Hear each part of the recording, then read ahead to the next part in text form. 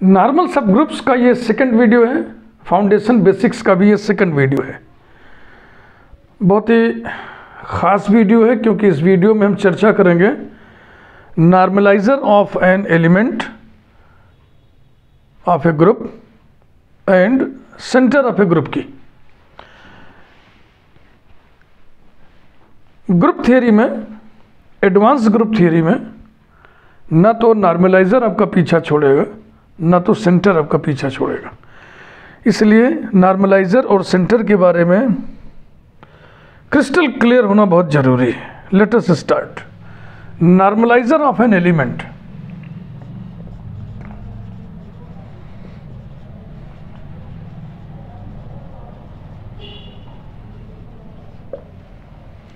Normaliser of an element, किसका element? Of a group.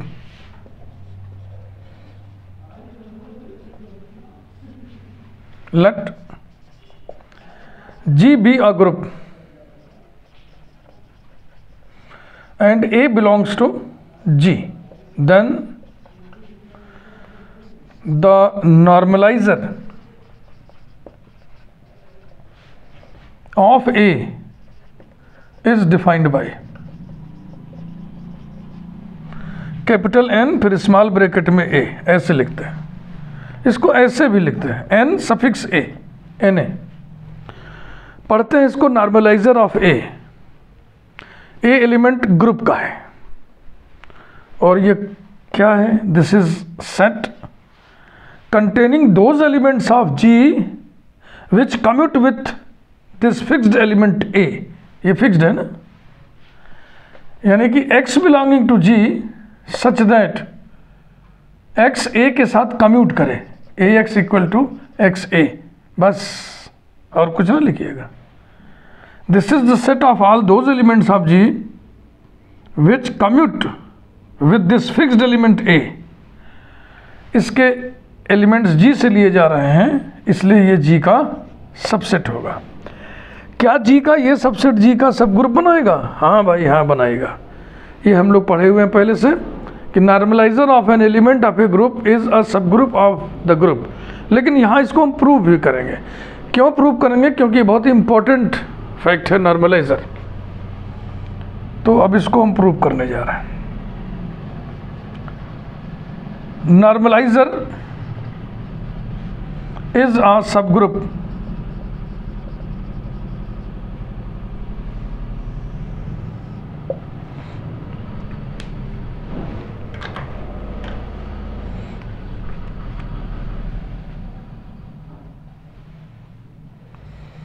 let X comma Y be any two elements of NA, then X A के साथ commute करेगा, Y A के साथ commute करेगा, माने AX equal to XA 1 and AY equal to YA 2। थोड़ी सी भूमिका आपको हम समझा दें। सबसेट का क्राइटेरियन तो पता ही है ना कि अगर X और Y दो एलिमेंट हैं तो XY इनवर्स भी उसी में होना चाहिए, कॉम्प्लेक्स में। कॉम्प्लेक्स वर्ड निकला मेरे मुंह से। ग्रुप थियरी पढ़ते समय कॉम्प्लेक्स किसे कहते हैं? ग्रुप के किसी भी सबसेट को कॉम्प्लेक्स कहते हैं, नॉन एम्प्टी सबसेट को। तो अब X और Y हमने एलिमेंट लिया, दो एलिमेंट, एनी टू एलिमेंट्स, तो हमको दिखाना है XY inverse belongs to NA। XY inverse NA में तब होगा जब XY इनवर्स A के साथ कम्यूट करे, यानी A into XY inverse A into मत बोलिए, A XY inverse equals to XY inverse A हो जाए। अगर ऐसा हो जाए तभी तो हम कहेंगे XY inverse commutes with A and so XY inverse belongs to NA। तो अब मान लीजिए शुरुआत हमने किया AXY इनवर्स से बराबर, अब क्या करें? ज़्यादा से ज़्यादा हम AX को XAY इनवर्स लिख दें। अब क्या करें? अब बताइए क्या करें? ये Y इनवर्स इस A को कूद करके डाक करके यहाँ कैसे आएगा? जब A Y इनवर्स A होगा तभी तो आएगा ना। जब हम इसको ऐसे लिख सकें, लेकिन ये दिया नहीं हुआ है। इसी को हम इस्टेब्लिश करने जा रहे हैं। पहले from two A Y equals to Y A implies that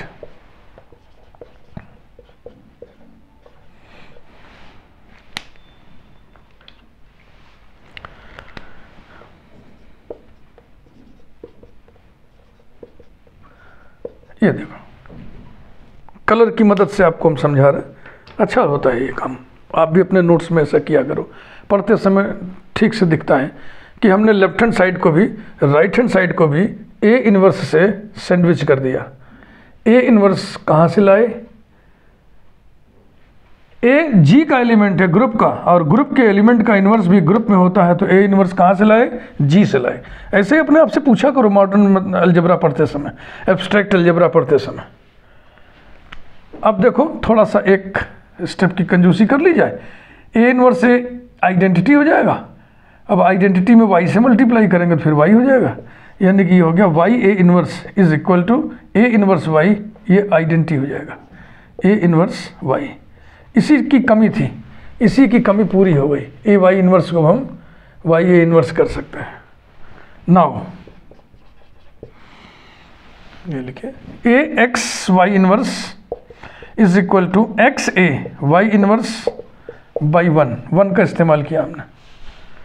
A X को एक्स ए लिख दिया। अब ए वाई इनवर्स को, सॉरी, ए वाई इनवर्स चाहिए ना, तो उल्टा काम हो गया इसमें। वाई पर इनवर्स चाहिए, ए पर इनवर्स नहीं चाहिए।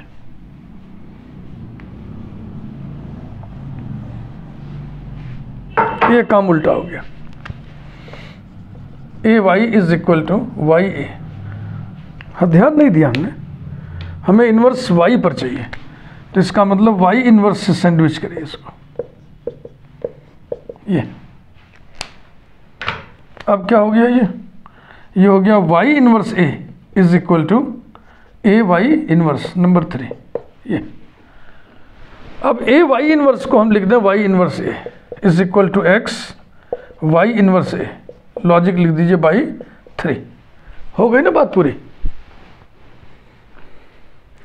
ए x Y inverse equal to x Y inverse a. It means x Y inverse commutes with A, and so x Y inverse belongs to NA। thus x और वाई एनी 2 एलिमेंट्स था, तो any 2 elements के लिए अगर ये result true है तो for all के लिए भी हो जाएगा। जनरलाइज करिए, thus X Y inverse belonging to NA for all X comma Y belonging to NA। ये स्टेप लिखना जरूरी होता है। हम मॉडर्न मैथमेटिक्स पढ़ रहे हैं, मॉडर्न अलजेब्रा पढ़ रहे हैं। लॉजिक, लैंग्वेज एंड प्रेजेंटेशन, तर्क, भाषा और प्रस्तुति, ये 3 प्रमुख स्तंभ होते हैं एब्स्ट्रैक्ट अलजेब्रा के। Hence NA is a subgroup, NA is a subgroup of G। ये रहा। अब हम अगली जानकारी लेंगे सेंटर ऑफ ग्रुप की। फाउंडेशन के वीडियोस प्राय हम कोशिश करेंगे कि छोटे छोटे बनाएं, ताकि शुरू में आप ठीक से लेयर वाइज एक लेयर फाउंडेशन का रखते चलें। जब बेस आपका मजबूत हो जाएगा तब वीडियो साइज हम बढ़ाएंगे।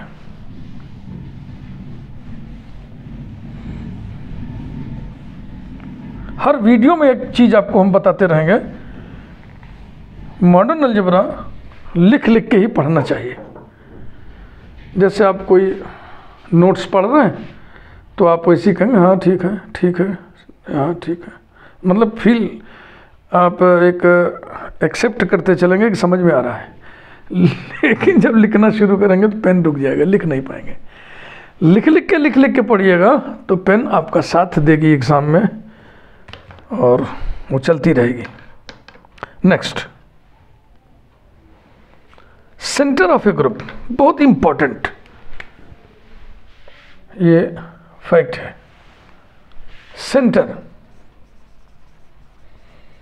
Centre of a group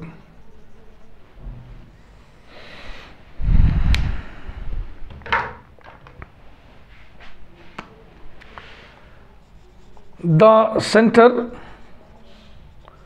of a group G is defined by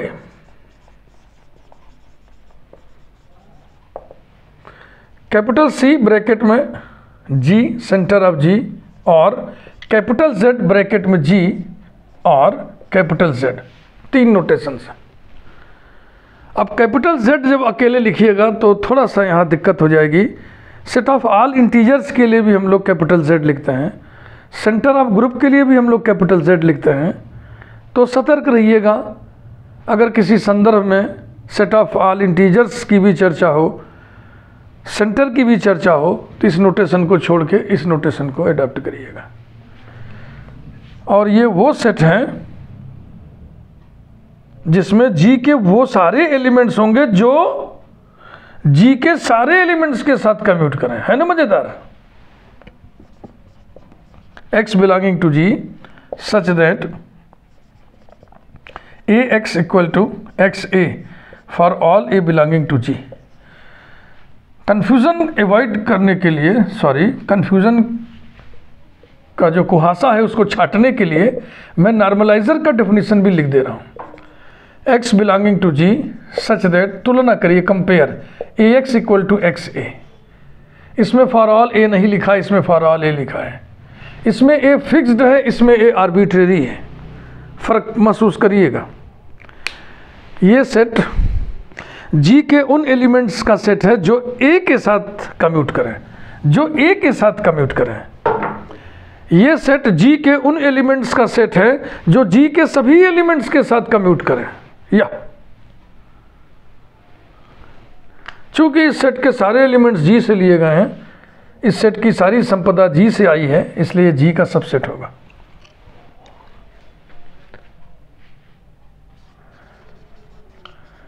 centre of a group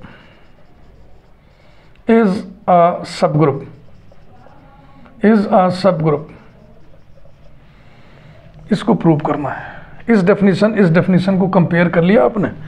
normaliser में A फिक्स्ड है, सेंटर में A आर्बिट्रेरी है। नॉर्मलाइजर में सिर्फ A लिखा हुआ है, सेंटर में for all A belonging to G लिखा हुआ है। इसलिए जितनी भी बातें, जितने भी स्टेप्स हम नॉर्मलाइजर वाले में किए थे, वही सब यहाँ भी होगा। उसमें सिर्फ A फिक्स्ड था, यहाँ for all A belonging to G हर स्टेप में लिखते चलेंगे हम।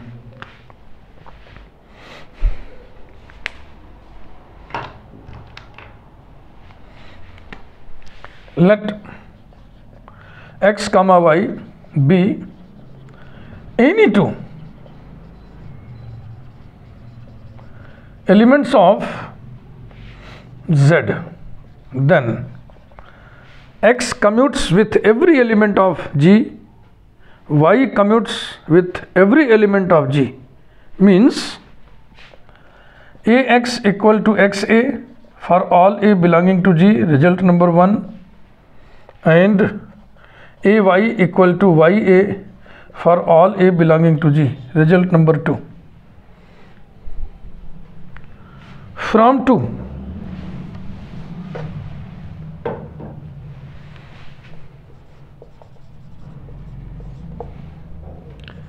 AY is equal to YA for all A belonging to G, implies that एकदम वही सब कर रहे हैं हम जो नॉर्मलाइजर वाले में किए थे।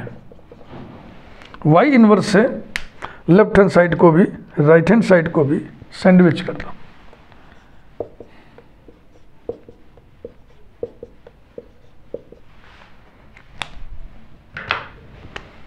implies that इधर बचेगा y इन्वर्स a और इधर बचेगा a y inverse for all a belonging to G, number 3।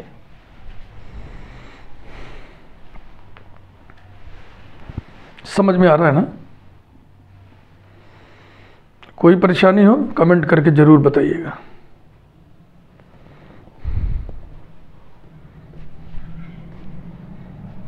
Now अब हम ये दिखाना चाह रहे हैं कि XY इन्वर्स भी Z में है। ये संभव तभी है जब XY इन्वर्स G के सभी एलिमेंट्स के साथ कम्यूट करे। यानी जब a x Y inverse equals to x Y inverse A for all A belonging to G हो तभी। नाउ ए, थोड़ा कलर यूज कर ले रहा है या ए को ही कलर्ड कर दे रहा है। A x Y inverse is equal to A X को हम एक्स ए कर दें, A X A for all A belonging to G है, तो इसे हमने लिख दिया X A Y inverse for all A belonging to G. Logic लिख दो बाई 1। अब 3 का इस्तेमाल करो। A Y inverse equals to Y inverse A for all A belonging to G equals to x Y inverse A for all A belonging to G by 3। ये देखो, अब definition को आप दिमाग में रखते हुए कंक्लूड करिए। Therefore X Y inverse belongs to Z. और अब इस पहले सेंटेंस और इसको कंक्लूड करिए। ये एनी 2 के लिए था ना, तो अब जनरलाइज करिए for all. 10 X Y inverse belongs to capital Z for all X comma Y belonging to capital Z and hence capital Z is a subgroup of, ये सबग्रुप शॉर्ट में लिख रहा है, is a subgroup of G. अब हम centre और normaliser में एक संबंध के बारे में जानकारी लेंगे। बहुत ही इंपॉर्टेंट रिजल्ट है, याद होना चाहिए आपको हमेशा हमेशा के लिए। वो कहीं भी एडवांस ग्रुप थियरी में घुस आता है। An important result,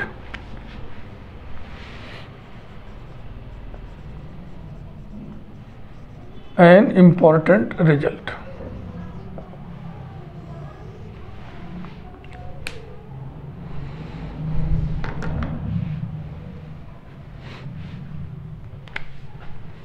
important result ये है कि ए बिलोंग्स टू जेड, जेड यहां पे सेंटर है, implies that and implied by Na equals to G, comma, where capital Z is the center of G।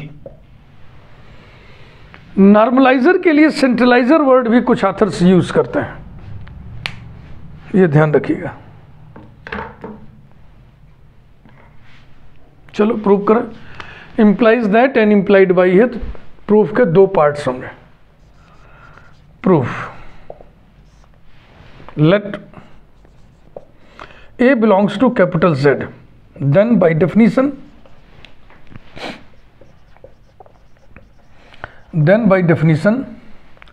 A commutes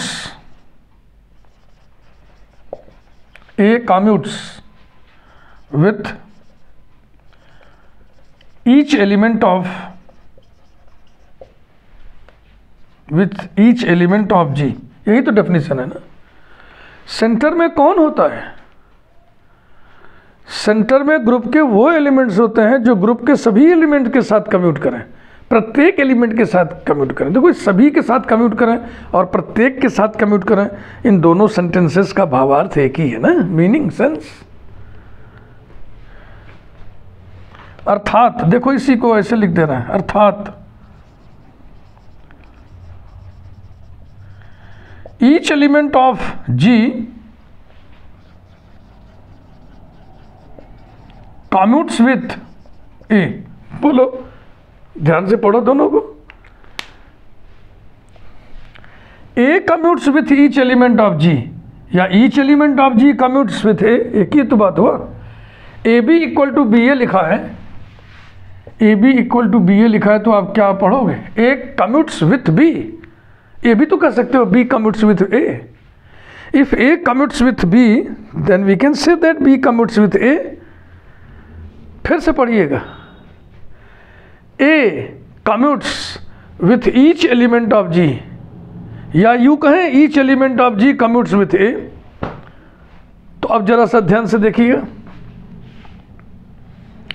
normaliser में कौन होते हैं? ग्रुप के वो एलिमेंट होते हैं जो ए के साथ कम्यूट कर रहे हैं। तो ए के साथ कौन कम्यूट कर रहा है? जी के सारे एलिमेंट्स, जी के प्रत्येक एलिमेंट ए के साथ कम्यूट कर रहे हैं। इसके मतलब नॉर्मलाइजर ऑफ ए में जी का प्रत्येक एलिमेंट होगा, full stop. It means that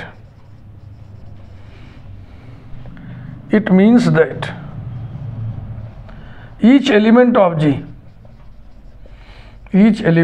G belongs to normalizer of A, and so G will become subset of Na,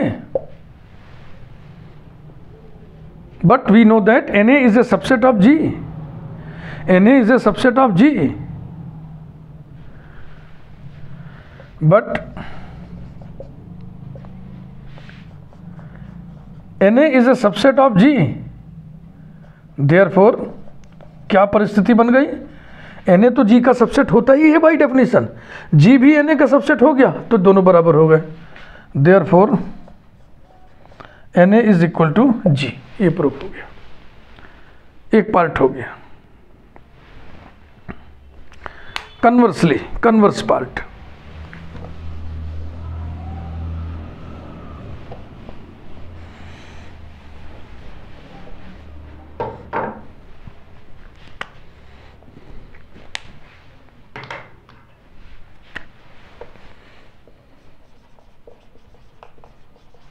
conversely, if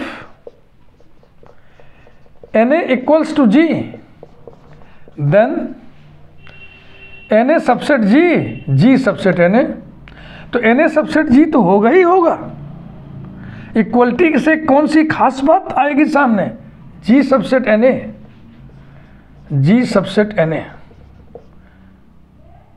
and this implies that G का हर एलिमेंट Na में है।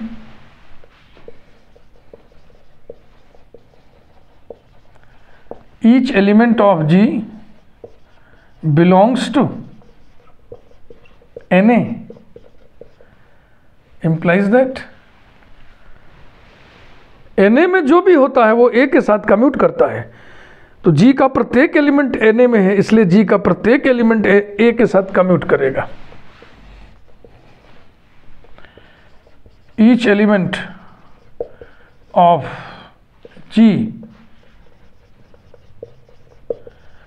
Commutes with A, अर्थात इसी को पलट के लिखना है, each element of G commutes with A, या यूं कहें A commutes with each element of G,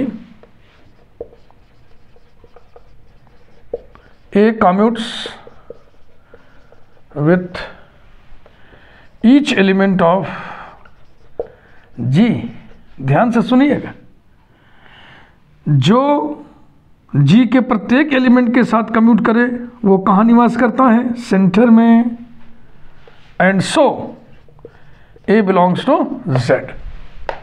ये हो गया, केवल डेफिनेशन का खेल है। देखो कितना बढ़िया प्रूफ है ये, केवल बस डेफिनेशन का हेर इधर से उधर करना है अर्थ के रूप में। वीडियो को यहीं पे हम रोक रहे हैं। ये फाउंडेशन का सिलसिला चलेगा 3, 4, 5 वीडियो तक, और इसको चलने दिया जाए आराम से। मैं कुछ भी पढ़ाता हूँ तो पहले फाउंडेशन देता हूँ, और मॉडर्न अलजेब्रा, एब्स्ट्रैक्ट अलजेब्रा, या जो भी लॉजिकल मैथमेटिक्स है, जो भी ब्रांच है, उनको पढ़ने से पहले फाउंडेशन और बेसिक्स बहुत जम के पढ़ना चाहिए। क्योंकि बेस अगर मजबूत है तो उस पर इमारत ठीक से खड़ी होगी।